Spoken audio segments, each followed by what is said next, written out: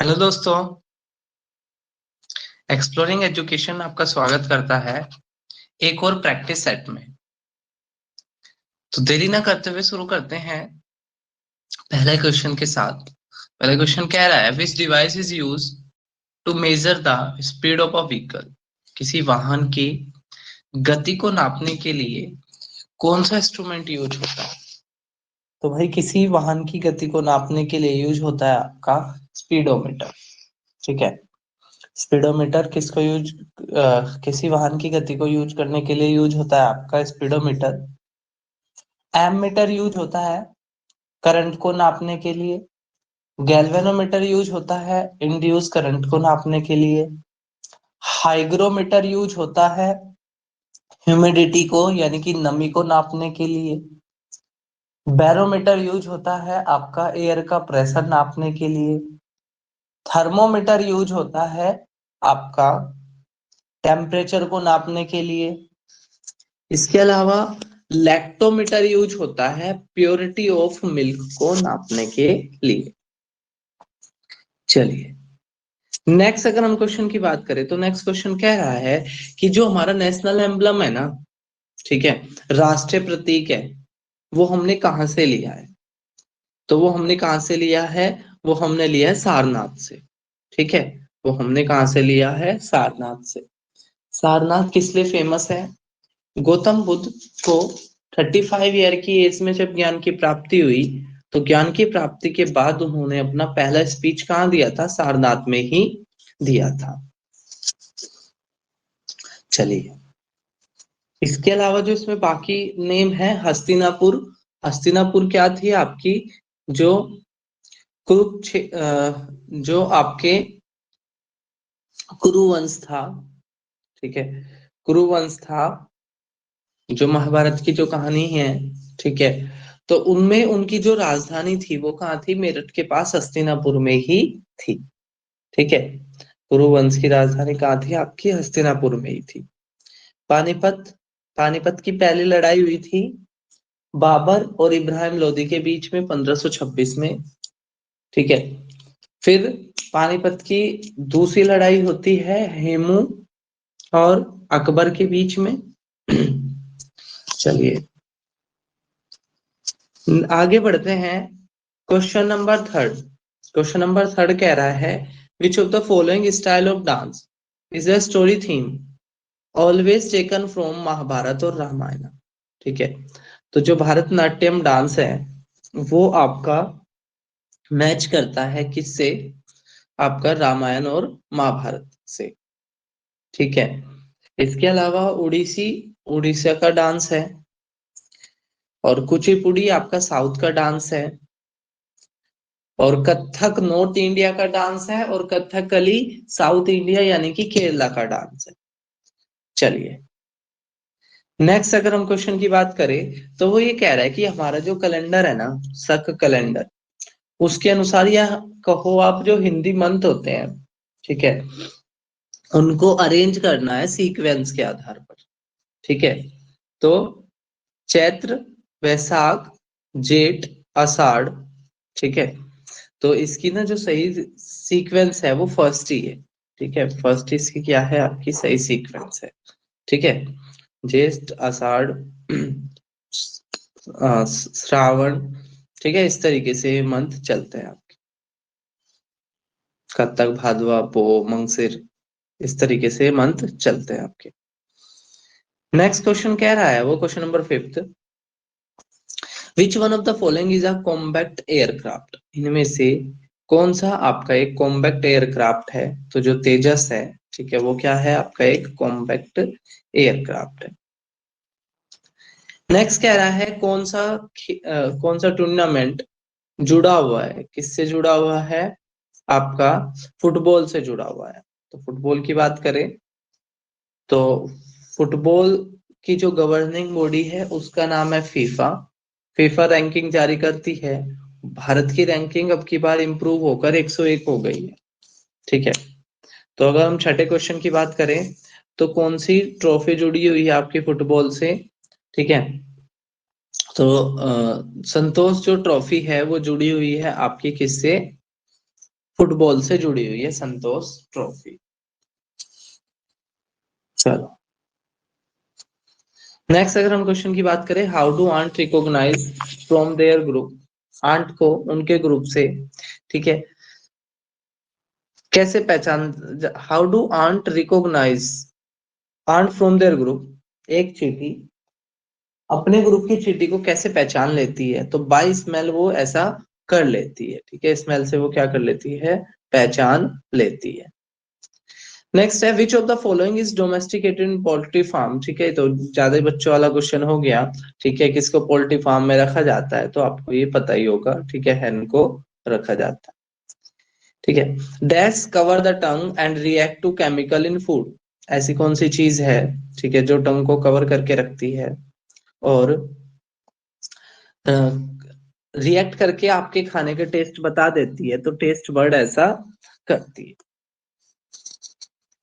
Next अगर हम बात करें, what does freezing do while preserving food, बहुत अच्छा क्वेश्चन है, ठीक है, तो जब आप फ्रिज में रखते हो खाने को, क्यों, तो वो क्या करता है कि stop the growth of micro organism, micro organism की ग्रोथ को वो क्या कर देता है, कम कर देता है, ठीक है, यानी कि टेम्परेचर ऐसा बना देता है कि जिसमें माइक्रो ऑर्गेनिज्म पनप नहीं पाते हैं, ठीक है, उनकी जो ग्रोथ है वो कम हो जाती है।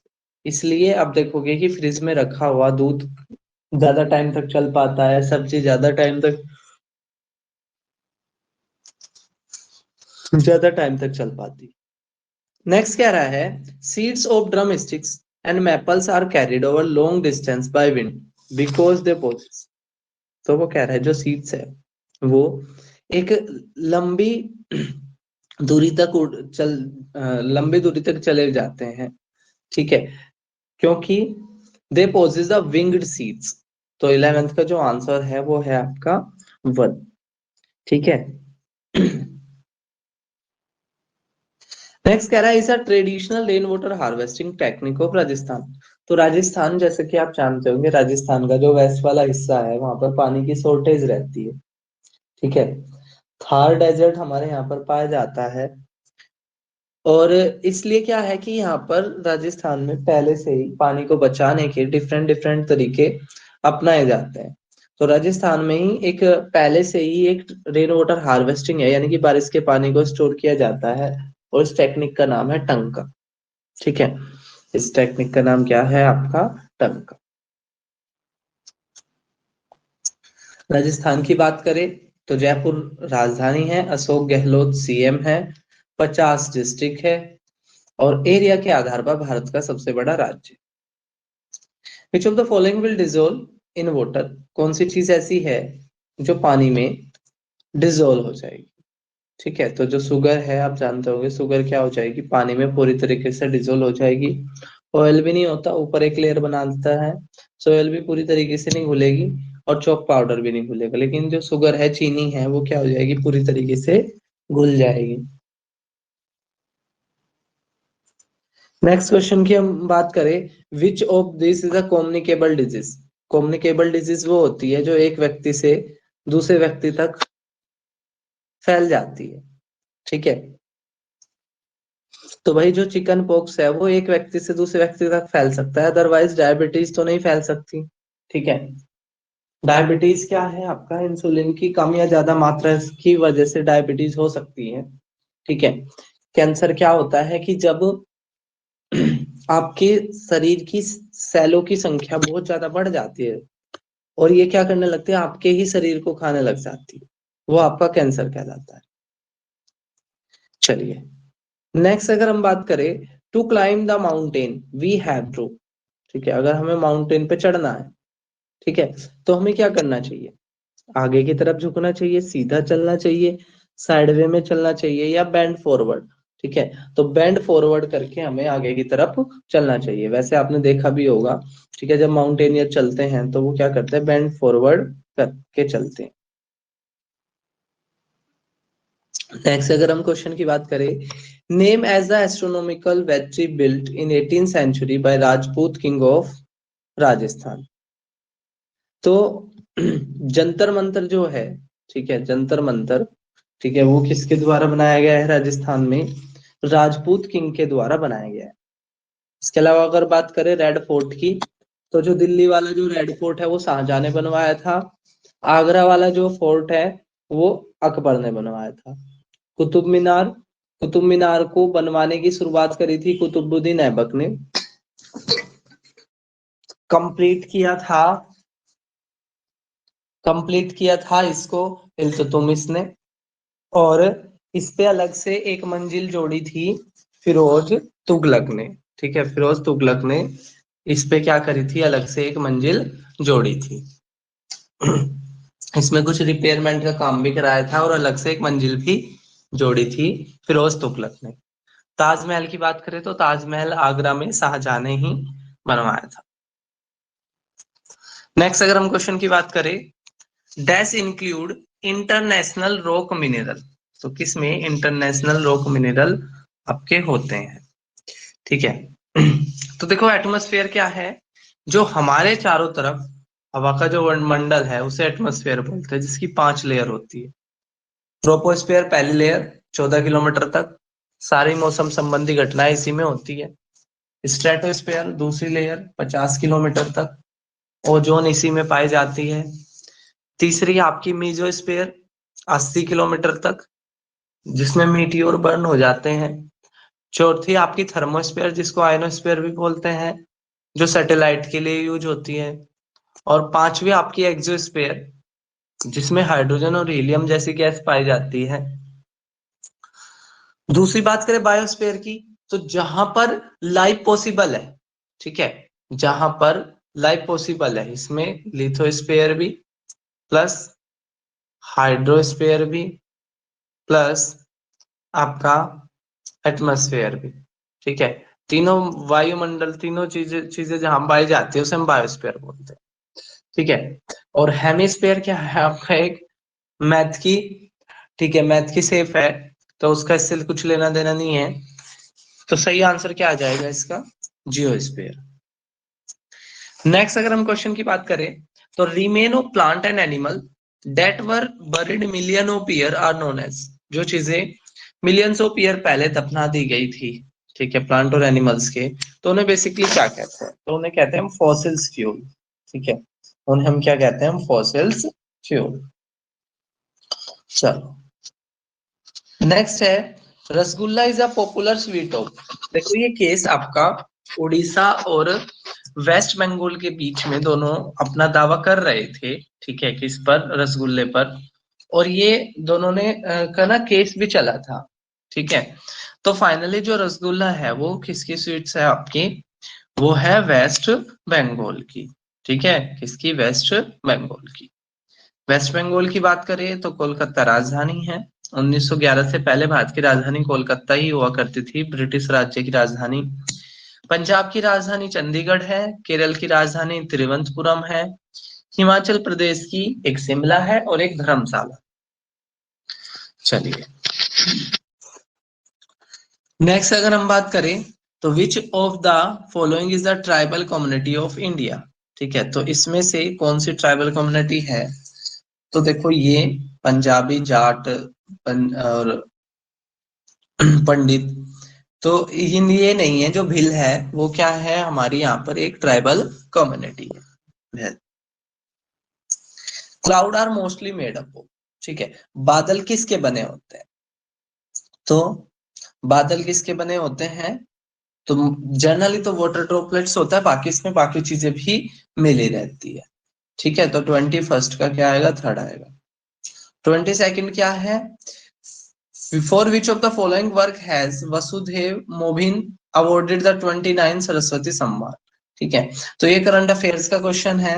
ठीक है, और इस बुक के जो करंट अफेयर्स है ये ना पुराने वाले करंट अफेयर्स हैं। ठीक, वैसे इसका सही आंसर जो है वो आपका चेक बुक है, लेकिन इस साल के करंट अफेयर्स हम ना अलग से करेंगे। ठीक है, तो 22nd का जो आंसर है वो आपका सेकंड है। 23rd की बात करें, who was the first Indian to president in the UN general assembly? तो बहुत अच्छा क्वेश्चन है। यूएन जनरल असेंबली में पहली इंडियन कौन चुनी गई थी? ठीक है, तो इसका जो सही आंसर है वो है विजय लक्ष्मी पंडित। ठीक है, विजय लक्ष्मी पंडित नेहरू जी की जो बहन थी, ठीक है, वो यूएन में क्या हुई थी, पहली प्रेसिडेंट चुनी गई थी। ठीक है, यूएन की बात करें तो 24 अक्टूबर 1945 को बना था। 24 अक्टूबर 1945 को यूएन बना था। ठीक है, इसमें एक होती है यूएन जनरल असेंबली, जिसके सभी मेंबर होते हैं, सभी देश इसके सदस्य होते हैं, जिसमें 193 मेंबर है।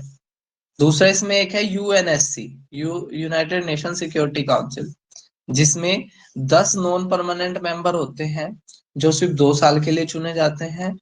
5 परमानेंट मेंबर होते हैं जो अ, हमेशा के लिए रहते हैं, परमानेंटली रहते हैं। 5 में यूके है, यूएसए है, फ्रांस है, चाइना है और रशिया है। इनके पास वीटो पावर होती है, यानी कि अगर इन 500 ने किसी डिसीजन पे वीटो कर दिया तो फिर वो डिसीजन होल्ड हो जाता है। ठीक है, अगर हम बात करें बाकी नाम की, तो इंदिरा गांधी पहली महिला प्रधानमंत्री और बैंकों के राष्ट्रीयकरण के लिए जानी जाती है। बांग्लादेश के क्रिएशन के टाइम पर, यानी कि पाकिस्तान के साथ जो युद्ध लड़ा हुआ था 1971, तो इंदिरा गांधी उस टाइम पर प्रधानमंत्री थी। इसके अलावा जो प्राइवेसी पर्स जो होता था, जो टाइटल वाला, वो भी इनके टाइम पर ही खत्म हुआ था। नेक्स्ट है, in which of the following part of human body are sweet gland absent. वो कह रहा है कहां पर स्वीट ग्लैंड नहीं होती। ठीक है, तो जो लिप्स है वहां पर क्या नहीं होती है, आपके स्वीट ग्लैंड नहीं होती है, बाकी जगह पर होती है। नेक्स्ट कह रहा है, how do we call the young one of a kangaroo. Kangaroo के छोटे बच्चे को क्या कहा जाता है। ठीक है, तो ये आपको कमेंट बॉक्स में बताना है कि कंगारू के छोटे बच्चे को क्या कहा जाता है। तो फिर मिलेंगे हम एक नई वीडियो के साथ, तब तक के लिए टेक केयर, जय हिंद, जय भारत।